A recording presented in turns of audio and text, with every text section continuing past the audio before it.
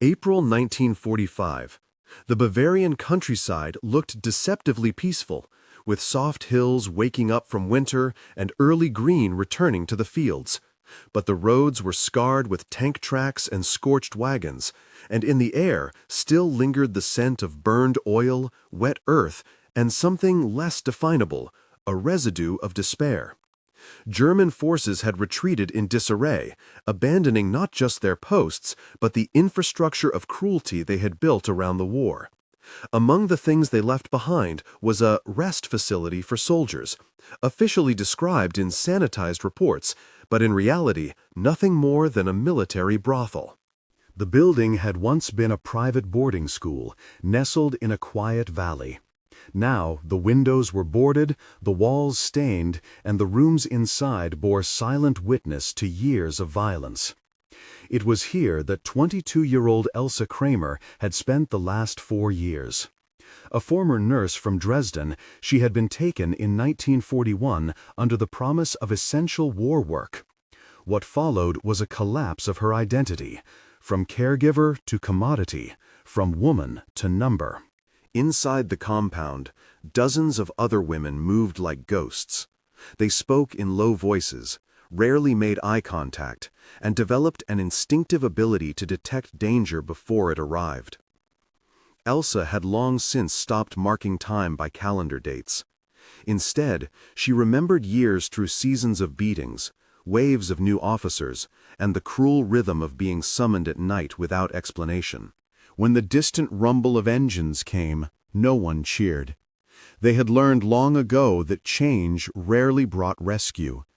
They had heard whispers from other camps, stories of what happened when Russian or Allied troops arrived, stories of fresh, uniformed men with fresh appetites. Liberation, they had learned, could simply mean a new set of hands taking what they wanted. Elsa stepped outside when the sound grew louder, placing herself in the open as she always did. She had long since become the shield for the younger women, those who trembled too visibly or cried too loudly. Her own fear had calcified into something harder, something functional. Her eyes remained steady, her back straight, her expression neutral. It was the stance of someone who had learned the rules of survival in a world without mercy. The convoy that approached was unmistakably American. Olive green trucks, star emblems, dust rising in plumes behind them. Soldiers sat with their rifles resting on their knees, scanning the buildings with expressions Elsa could not yet interpret. She waited for the usual shouting, the chaos, the grabbing. But when the truck stopped, no one jumped down, no one stormed the gates. An officer stepped out of the lead vehicle and raised his hand. The gesture was not aggressive. It was a signal, calm, measured. He said something in English and pointed toward the gates. His men stayed behind him. No one moved forward. No one even lifted their rifles. Elsa narrowed her eyes. This wasn't how it was supposed to go. Minutes passed in silence. Then a man in a different uniform, medical perhaps, walked forward and called out in broken German, "Are there any soldiers, any weapons?" Elsa didn't answer. Neither did anyone else. The women remained still, like statues made of skin and bone.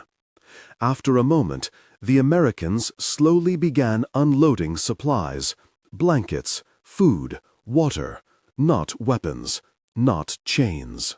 Elsa felt her chest tighten.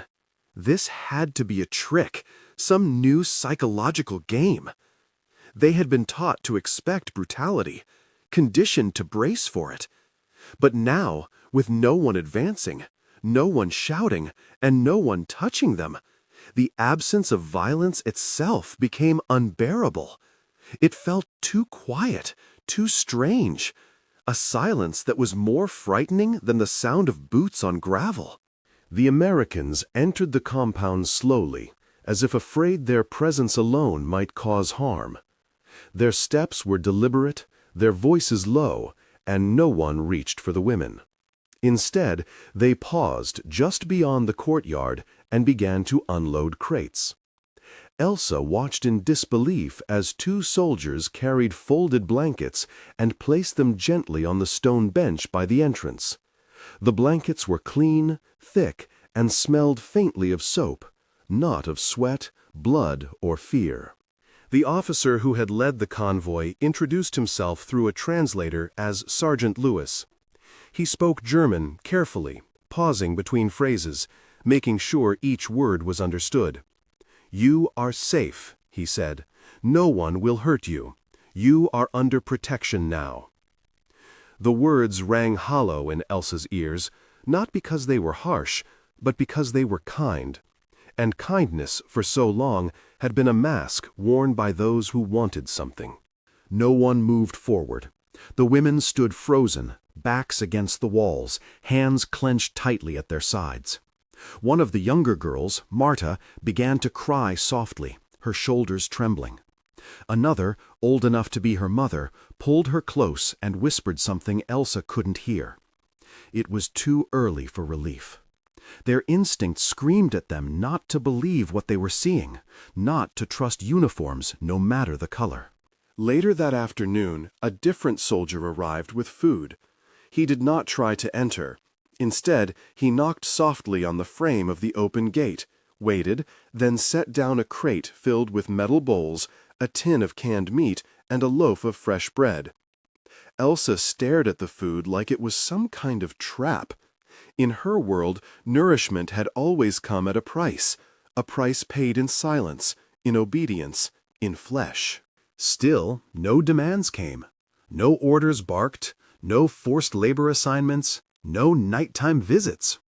That evening, the same officer returned with a clipboard and a small sign. He pinned it to the wall of their barracks and read it aloud. "No soldier may enter this building without permission. No woman shall be touched without her consent. Anyone violating these rules will face military punishment." Elsa blinked. It sounded like fiction, like rules from a world she had only read about in books as a child. As darkness fell, the women began to move differently, still cautious, still hesitant, but their postures loosened ever so slightly. Elsa sat near the window and watched the soldiers making camp, setting up their own tents on the far side of the compound. They laughed among themselves, played cards and their lantern light, and never once glanced toward the women's building with the look she had grown to fear. The absence of hunger in their eyes was the strangest detail of all. That night, Elsa lay awake on her cot, her body still and tense beneath the blanket she hadn't dared to unfold. Her mind ran through every possible explanation. Maybe it was a trick. Maybe it would change tomorrow. But still, a question rose inside her like a whisper. What if it didn't? The silence in the barracks was deep, but no longer suffocating. For the first time in years, it wasn't the silence of submission, but of shock. Elsa turned her head toward the window, toward the unfamiliar sounds of a peaceful night, and listened. Not for boots, not for shouting, not for the door creaking open, but for the sound of nothing at all.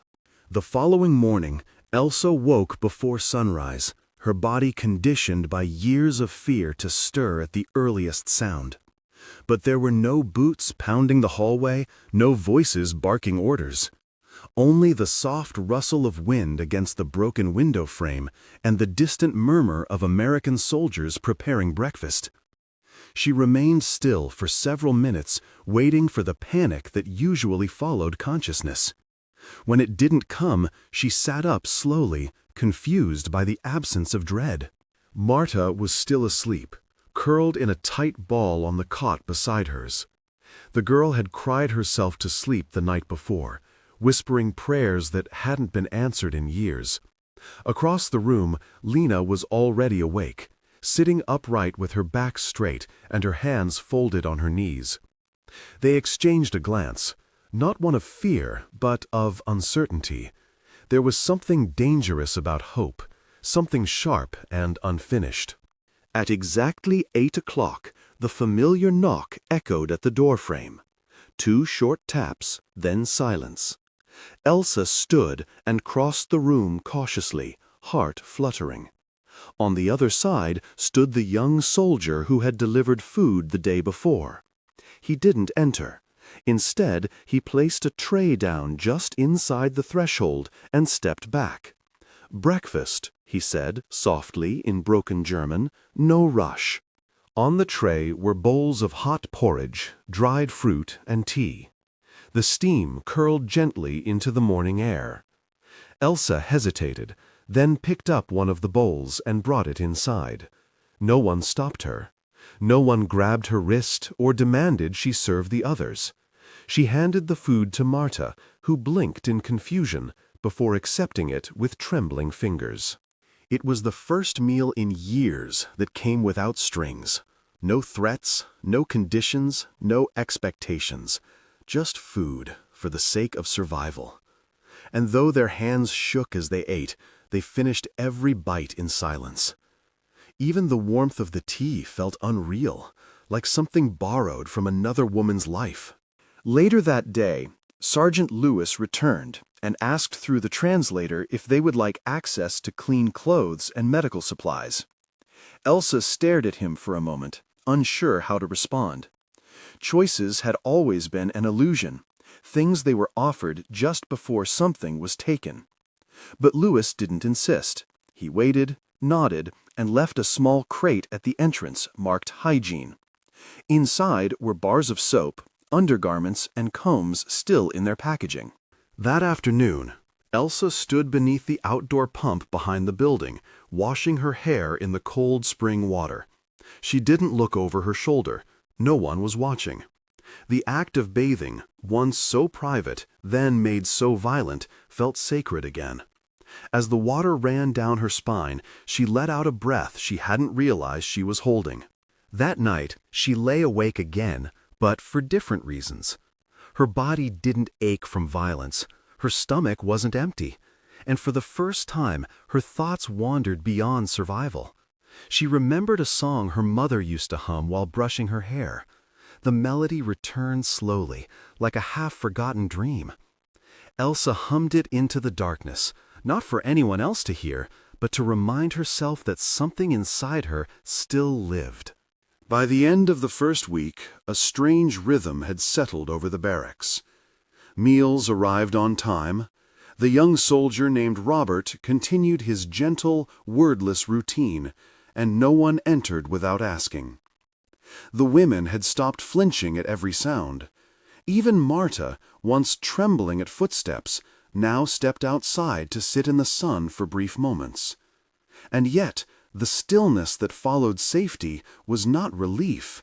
It was heavy, almost unbearable. Elsa found herself pacing at night, not out of fear, but out of confusion. What was she supposed to feel now? She had spent years managing pain, hiding injuries, calculating risk with every glance. In this quiet place, those instincts had nowhere to go. Her body no longer served as armor, and her mind, so long trained to anticipate danger, now hovered in suspension. The absence of threat left space for something else to rise: memory.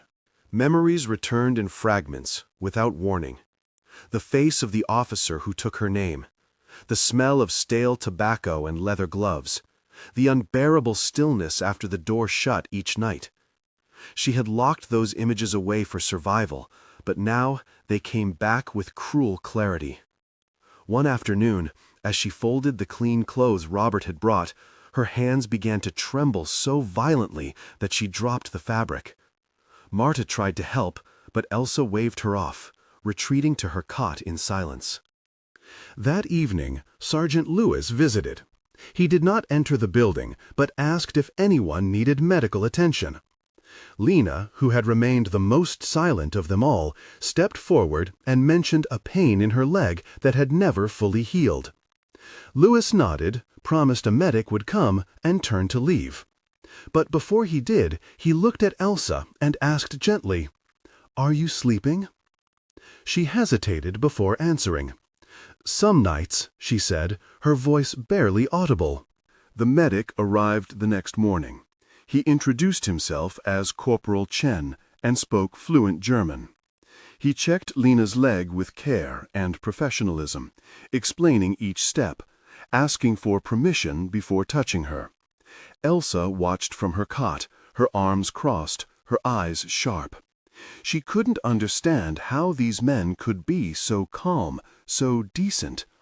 It was as if they had no idea what had been done in that place before they arrived. Later that day, Chen returned to check on Lena and stayed to speak with the women more informally. He told them about his family in San Francisco, about his mother who grew roses, and his younger sister who wanted to be a nurse. His stories were simple, almost mundane, but they anchored the room in something real. For a moment, the war felt far away, and the smell of roses seemed more powerful than the memory of blood. But not all the visitors were like Chen. A new officer arrived that week, Lieutenant Harris. He walked differently, talked more curtly, and never smiled. His eyes scanned the women with calculation, not curiosity. One morning, he brought a file and sat outside their building, requesting that Elsa join him. She obeyed. He opened the file and laid out photographs. Concentration camps, mass graves, starved children. "Do you recognize any of this?" he asked. Elsa stared in silence.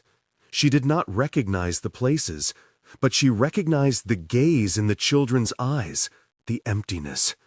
She had seen it in her own reflection too many times. She shook her head. "No," she said, "but I know what it means to disappear while still breathing." Harris didn't respond. He gathered the photographs and left, leaving Elsa with the images burned into her skull. That night, no one spoke.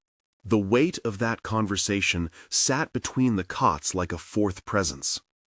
Elsa lay staring at the ceiling, remembering how long she had wished to be invisible, only to realize now that being unseen could be just another form of violence.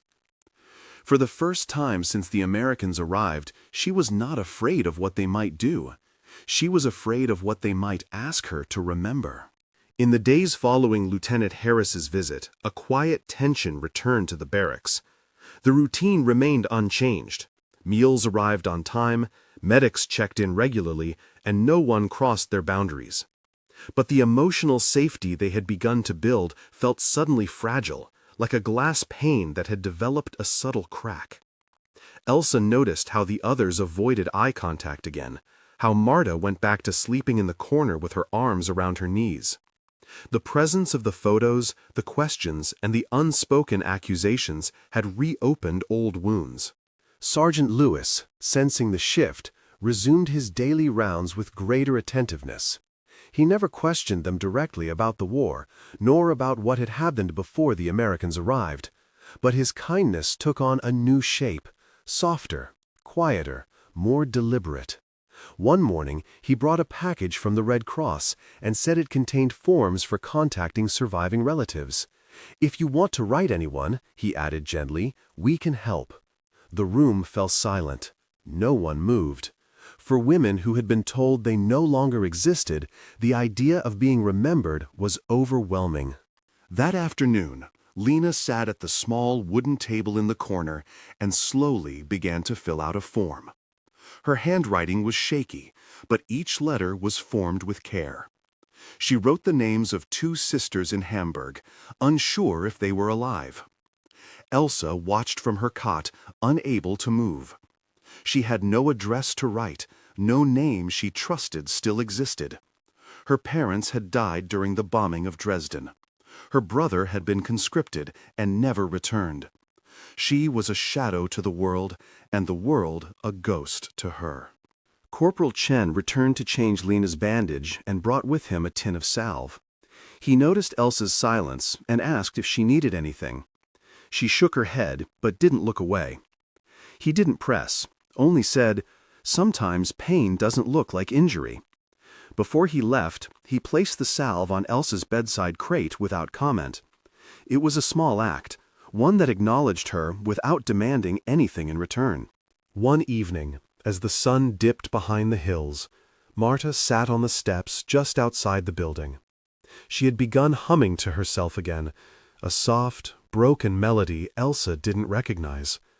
Elsa joined her, sitting beside her in silence. No words passed between them, only the unspoken bond of shared survival. For the first time in days, Marta leaned her head against Elsa's shoulder and sighed. The contact, so gentle and unforced, brought tears to Elsa's eyes. The next day, a letter arrived addressed to Lena. It had been forwarded through the Red Cross and came from her younger sister. She read it aloud with a trembling voice, stopping often to cry, to laugh, to simply breathe. The letter spoke of survival, of rebuilding, of hope. It ended with the words, "Come home, you are missed, you are loved." The entire room sat in stunned silence after she finished reading. That night, Elsa took a piece of scrap paper and began to write. She had no destination in mind, no specific recipient. She simply wrote her name at the top, then a brief sentence. "I was here. I lived." She folded the paper and tucked it beneath her mattress. It was not a letter to send. It was a declaration, a quiet, personal affirmation that her life, however broken, still belonged to her. By the week's end, Sergeant Lewis gathered them for a meeting. "You'll be transferred soon," he said, "to a repatriation center near Munich. From there, you can decide where to go." The women nodded, some with fear, some with relief. Change was always frightening, but this time it came with a choice. For Elsa, the road ahead remained uncertain, but for the first time in years, it did not feel like a sentence. It felt like a question waiting for her own answer. On the morning of their departure, the sky was overcast, and the wind carried the scent of rain and spring grass. A military truck stood parked near the edge of the compound, its canvas sides rolled up to reveal empty benches and clean space. Elsa stood with Marta and Lena just outside their barracks, each holding a small satchel filled with donated clothes, letters, and fragments of a life beginning again. The past clung to them like dust, invisible, persistent, but no longer defining. What lay ahead was uncertain, but what had happened within these last weeks had changed them in ways even they couldn't fully grasp. Sergeant Lewis came to see them off. He held a folder with documents for each woman, identification cards, transit papers, and letters of safe passage. He looked each of them in the eye as he handed over the forms, as if trying to leave them with something more than bureaucracy, dignity. "You are not what they made you," he said quietly to Elsa, "and what they did is not who you are." She nodded, too full of emotion to speak. His words weren't grand, but they were real, and in a world built on silence and denial, reality had become the rarest kindness. As they climbed into the truck, no one rushed them, no one barked instructions. A young soldier helped Marta without touching her, simply steadying the step with his boot. When Elsa moved to sit, she felt the bench under her legs and remembered all the times she had ridden in trucks like this before, always afraid, always being taken somewhere worse. This time, there was no threat, just distance from the place where the war had ended for them in a way they never expected. Halfway through the ride, Marta leaned forward and asked Elsa, "Why didn't they touch us?" Her voice was soft, almost unsure whether the question could even be asked aloud. Elsa didn't answer right away. She looked out at the fields rolling past, green with new life, interrupted only by the occasional scorched remnants of war. "Because they chose not to," she finally said, "and that choice matters more than we thought it could." At the repatriation center, things were colder, more procedural. Officials took their names, recorded their histories, and separated them into groups based on region. But even here, the rules held. No touching, no orders barked, no rooms locked from the outside. Elsa was given the option to return to Dresden, but she declined. Too much of her had been buried there. Instead, she requested to be relocated to a small village outside Stuttgart, where no one knew her past and the future had room to grow. In the weeks that followed, she began to rebuild. She helped in a local clinic, sweeping floors, sterilizing tools, assisting an overworked nurse who never asked questions.